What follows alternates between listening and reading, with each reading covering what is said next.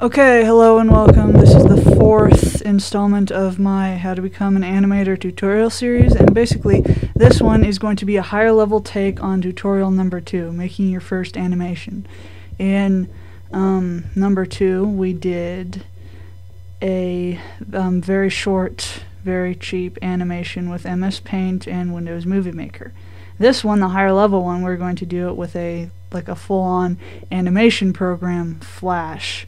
And I'm basically just going to show you step by step what to do, and then in the next tutorial I'm going to kind of explain Flash in more detail, like what everything is. So basically this is just showing you how to jump right in and do it without having to have a huge understanding of what everything is and does. So when you start up Flash, and I am using Flash Professional CS 5.5, but I'm only going to be using techniques, hopefully. I haven't used the other ones much. Hopefully that will also apply to the ones below that, from Flash 8 to CS3, CS4, whatever. Basically just... I think the only things I really know how to use that are exclusive to CS4 and above are inverse kinematics and the 3D tool, which neither of those we'll use in this one. So when you start up the program, there will be a splash screen like this, and you want to click if you are using CS4 and above, ActionScript 3.0, and below that ActionScript 2.0. Well, since we're not using ActionScript, it doesn't matter though, and I'll explain what that is in the next one. But just start up an ActionScript file, basically, or a new Flash file, if it doesn't say ActionScript at all in Flash 8 or something. So we have our new file, and I'm going to briefly name all the things we're going to be using. This up here is the timeline. This is the stage. Over here, this is the stage. I think this white box, there's just the white box is actually the stage. I tend to call the whole thing the stage though. This is the stage, this is the pasteboard. The gray area around it is the pasteboard. So the properties panel, which actually I have my workspace set to a custom workspace, but we can also change to the regular workspace. Yeah, I think this is the classic any version of Flash, you just start it up without customizing the workspace or anything. Should look about like this. So pasteboard, stage, timeline, properties panel, which we probably won't be using much, and the tools bar, which is over here. Okay, so my mom interrupted me. So basically in this one I'm going to do the exact same thing as in tutorial number 2, except with Flash, of course. I'm going to have Cross walk up to Dave and say, "Hi, Dave," and he's going to say, "Go away." And Cross is going to be upset and make a stupid bird face expression, because he does that. So, first thing you want to do is draw your character. So, I press B for the hotkey to go to brush, or you can select the brush tool in the tools bar, and then go over here to where there is a picture of a paint bucket, click on the color and select, well, you can select what other color you want. I select black just because it's easiest to see, and draw your character onto the stage.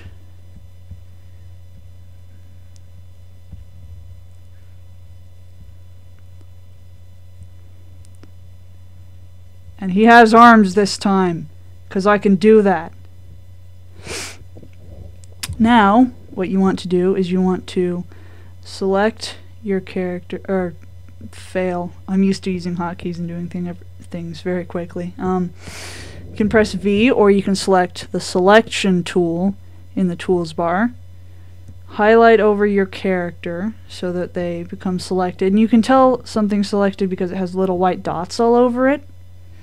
And then you press...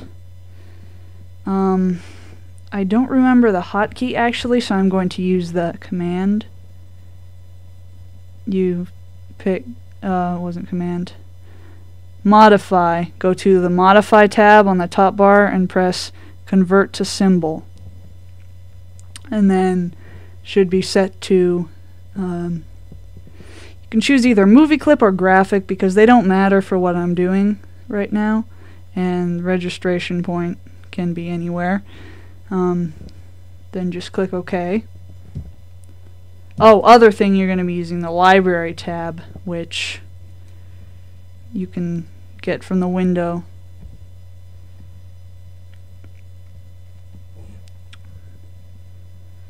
Don't need motion presets. So the Library tab, you have your symbols. If you ever like make a symbol, which is what we just did with the Convert to Symbol, goes into the library so you can drag and drop more of them. Stuff like that. Not important right now. So you have your character who is now a symbol on the stage. Double click on them. Press F5, which is make a new frame a few times. Go down a few frames so that in the timeline this bar gets longer. Then press F7, which creates a blank keyframe, which is so that the box is white and your character disappears off the screen. Then you're going to want to press on the bottom of the timeline, there's a little icon called onion skin, which is a blue box in front of a white box. Select that, and an outline of your character from the last frame should appear on the stage.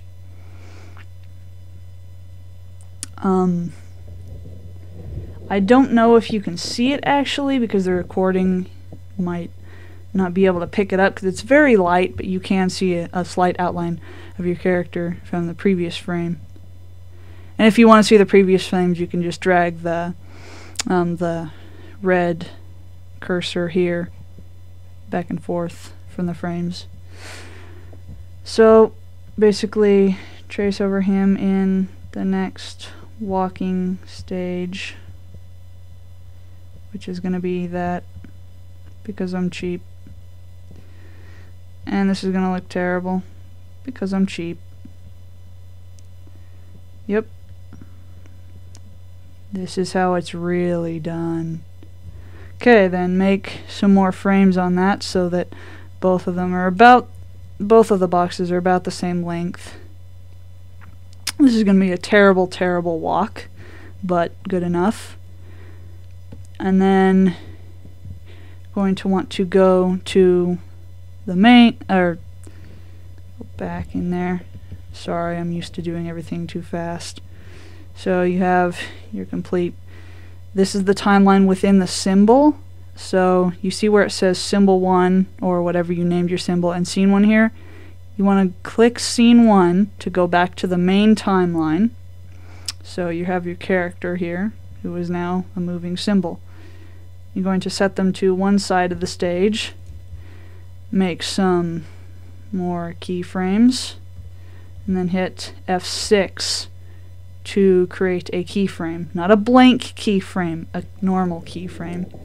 And that one, I'm actually not sure if you can do the clicking thing in Flash 8 or something, so I'm just going to drag him to the other side of the stage.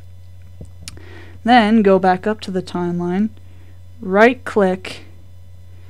If you are using, I think, Flash CS4 and above, you're going to want to select Create Classic Tween, but if you are using like CS3 and below, you are going to want to select Motion Tween because it changes between them.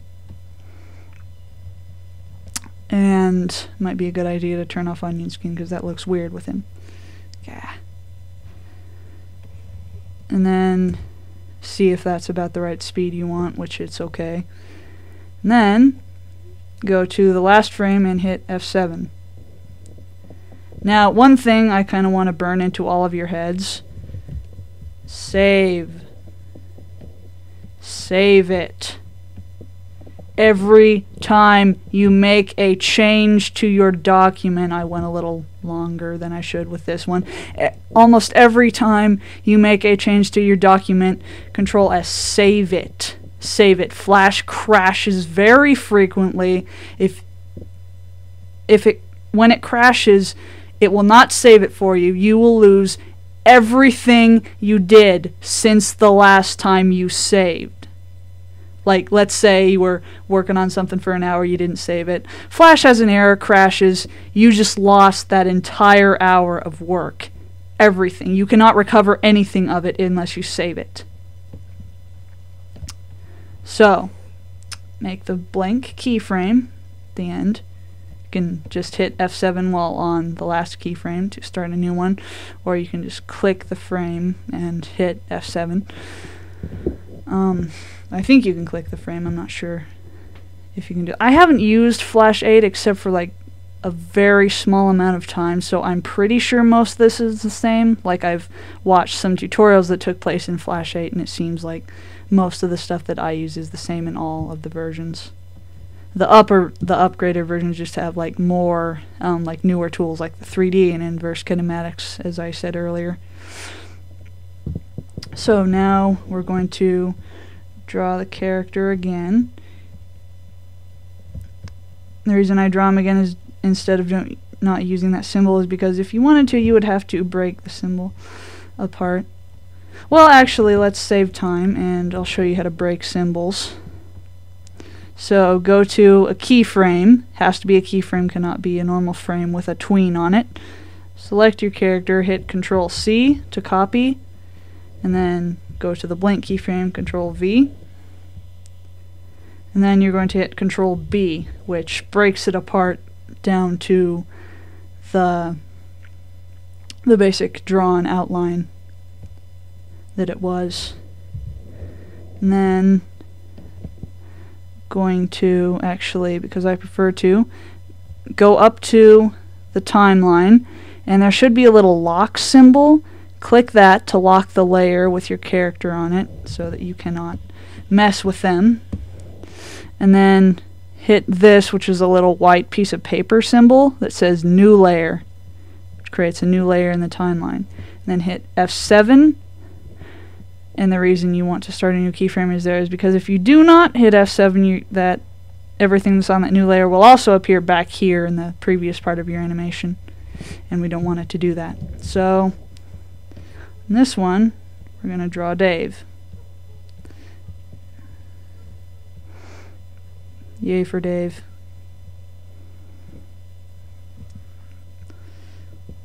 Who also has arms in this tutorial. And I can dye his hair right in. Oh, to dye stuff black, you can either press K, or you can select the paint bucket tool in the tools menu. And he's a little high up, so we're going to select him and put him down a little bit more so he's about on the same level with Cross. So now we have Cross with Dave, and we're going to add some frames. Lots of frames. The reason I add so many frames, you shouldn't have to add this many if you're just having the standard, is because mine is set to 60 frames per second. So, because I'm like that. And then we're going to lock, not visible, lock, put the lock, click the lock symbol. There should be a little dot. You click it, the lock symbol appears. So that we can't mess with Dave now. And then new layer, F7 to create a blank keyframe. You can actually hit F6 too if it's already blank, but so now I'm going to go over a little ways in the timeline. Oh, by the way, you can hit enter to play it so that you can play it back, and then hit F7 again, and now I'm going to draw a text bubble that says, "Hi." I want to capitalize his friggin' name. "Hi, Dave." and then play it for a little bit. Probably want some more keyframes. Then hit F7 to make it blank again. Then a few more keyframes, so that we have that appear for a short time. And then get to here, you're going to want to clear all three of them. So you're going to start at the top layer, the last keyframe on the top layer, and drag down to select the last three keyframes in it, and hit F7 to make basically everything disappear.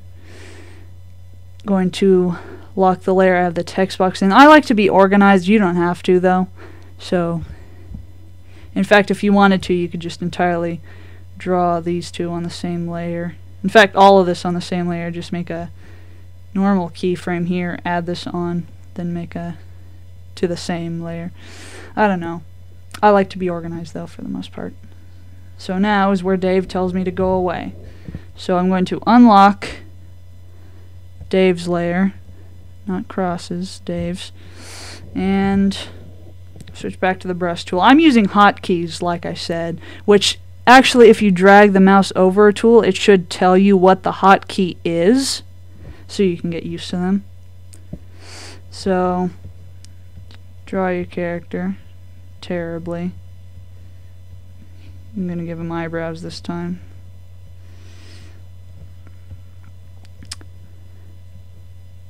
One thing, I kind of want to explain this in more detail in the second one instead of this one, but basically only the stuff on the stage in the white box will appear on the animation, so you can just have kind of random drop-offs in the pasteboard, and it doesn't matter.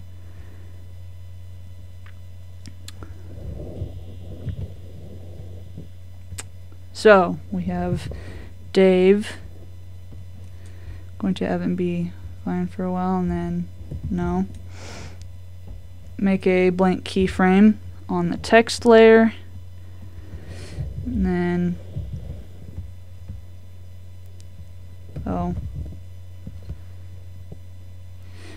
I don't know how I did that, so I'm going to tell you about it anyway. If when you're drawing with the brush tool and they suddenly start getting boxes like this around them when you draw something new, that is because you have object drawing on. You can go over here at the bottom of the tools panel and just unselect that. You should not be using object drawing for this. You can, I guess, if you really wanted to, but it wouldn't really make much sense. So, and I'll explain it in the future. So, there. Make some more frames. Hit F7 to make that disappear. Make some more frames. And then do a select all. Not select all. Select the last keyframes. Hit F7 again. Lock the appropriate layers. Unlock the appropriate layers. And then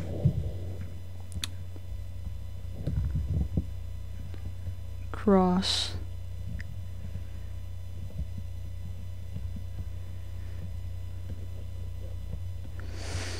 Freaking out because he's like that. Give him some stress lines or whatever they are this time, and then make some more frames. And if I'm right, your animation should actually be finished. So then you want to press Control Enter. It should be Control Enter. If it's not, it should go up to Control Test Movie in Flash Professional. So you should have your movie, which will be much, much better, despite that it's still crappy, much, much better than Windows Movie Maker and Paint. And there you go, pretty much. And once again, if you have any questions, comments, anything, just let me know in the comments. Like if you didn't understand something, I will help you to try to understand it. Like I say when people ask me to teach them things, I cannot teach you personally one-on-one from scratch, but I will answer like questions if you like want to know, oh, this isn't working right, what do I do? Oh, the sound isn't syncing up, stuff like that. You get the idea. So thank you for watching, hopefully that helped. In the next one I'm going to explain the stuff in Flash in more detail. I still need an ending catchphrase! Okay, so, one last thing I forgot to include in the recording. Yeah, I'm starting a new recording while editing this, because I realized I forgot it. Rendering, exporting. So, to export it, you can either, Control-Enter makes an SWF, you can go to File, Export, make an SWF, or what I like to do, because SWFs actually do not load in editors and they cannot be uploaded to sites like YouTube. They can be uploaded to Newgrounds if you're going to Newgrounds. In fact, I think Newgrounds is SWF exclusive, but if you want it to be editable or uploaded to YouTube, you need to go to Export Movie, select Windows AVI. Yeah, where is it? Oh, yeah, it's in there. Select Save, and then it'll give you this panel.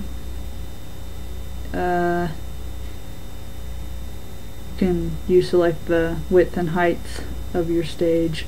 It should be already set like that, but in case it isn't, you just want to have that, and make sure to have maintain aspect ratio selected, because it'll screw it up if it doesn't and this isn't your exact stage width and height. Video format should be the highest one, probably. Select compress video. If you do not select this, the file will be frickin' huge, I think. It's not even funny. Smooth and sound I don't think matter that much. Then the next screen, which will only appear if you select to compress the video. Select Microsoft Video 1. Turn the compression quality all the way up to 100. Uncheck both of the checkboxes here, keyframe every and data rate. Then click Configure. Drag it all the way up to 1.00 or 1. Hit OK, and then hit OK. And it'll give you a loading bar for a sec. And then it will be exported as an AVI. I think you can also export as QuickTime, but I usually export as AVI and then send it into a video editor. So that is how to export it so that you can upload it to YouTube and stuff.